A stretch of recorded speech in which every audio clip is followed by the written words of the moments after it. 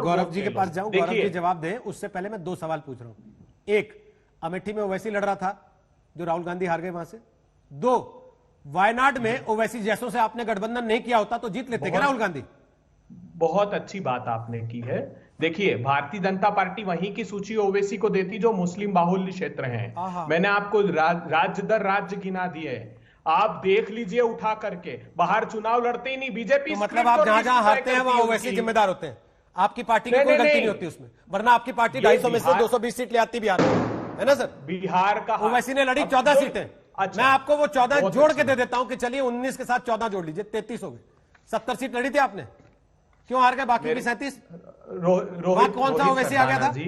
रोहित सरदाना जी, गंभीरता से बात सुनिए। भारतीय जनता पार्टी कोई प्रचंड बहुमत से या जेडीयू नहीं जीता है। मैं तो कह रहा हूं नहीं, 12,000, मैं तो कह रहा हूं उनसे बड़ी पार्टी आरजेडी। वोट ज्यादा मिले सर, मैं तो कह रहा हूं आरजेडी उनसे बड़ी पार्टी है। अपना बताइए ना सर, आपके पास सबका बही खाता है, अपना खोलने में डरते हैं क्यों? अपना खोलिए ना सर, गठबंधन दूसरों का खोलते बैठ के बही खाता।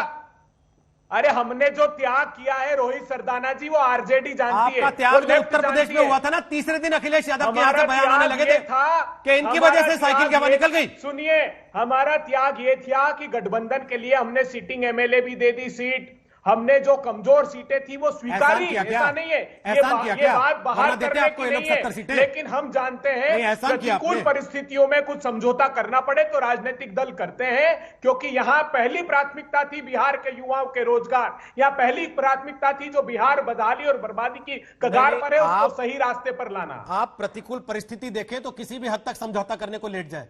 ओवैसी 14 सीट पर चुनाव लड़ ले तो हाय हाय तौबा तौबा हो जाए। अरे आप क्या कहा था आपके शो में? त्यागी जी ने क्या कहा था जेडीयू के? उन्होंने कहा था कि झारखंड भाजपा हार गई, मध्य प्रदेश हार गई, छत्तीसगढ़ हार गई, राजस्थान हार गई, वेस्ट बंगाल हार गई, पुदुचेरी हार गई, दिल्ली हार गई, पंजाब हार गई, उसके बाद हमने बिहार की जीत दिला कर दी। तो ये समझ रहे हैं आप जो बार बार स्ट्राइक रेट की बात करते हैं, प्रधानमंत्री जी 2010 में नहीं थे तब 91 सीट थी बीजेपी की वहां, और अब बीजेपी जब पीएम 15 में आए थे तब 53 सीट हो गई वहां। क्या स्ट्राइक रेट था? अभय जी, मैं और किसी पार्टी का रिकॉर्ड आपसे पूछ ही नहीं रहा, सबके प्रवक्ता बैठे हैं, अपना अपना रिकॉर्ड लेके बैठे हैं।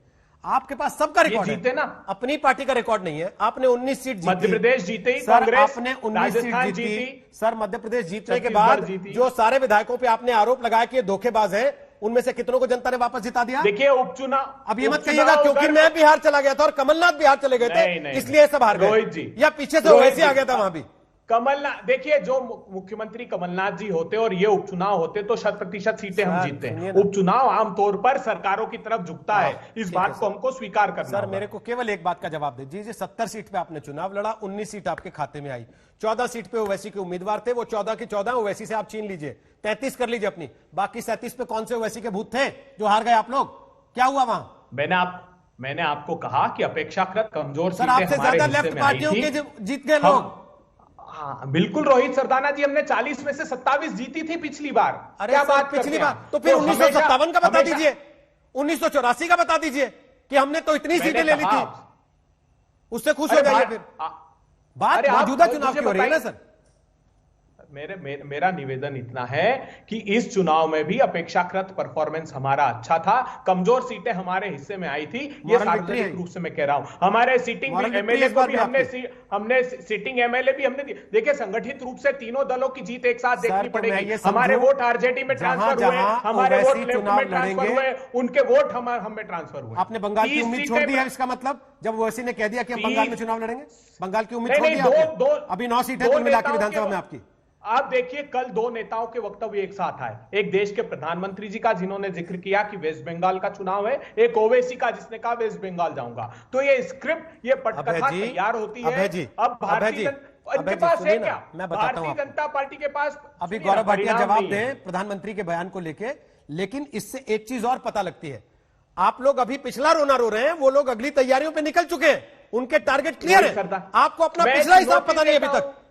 देखिए कि क्यों हार गए आप? कर जीतने की आप वजह ढूंढ रहे हैं किसी और पे ठिकरा फोड़ दें। देखिए, प्रधानमंत्री जी ने जिक्र किया पूरे चुनाव में बिहार के उठाकर देख लीजिए 1.25 लाख के पैकेज का।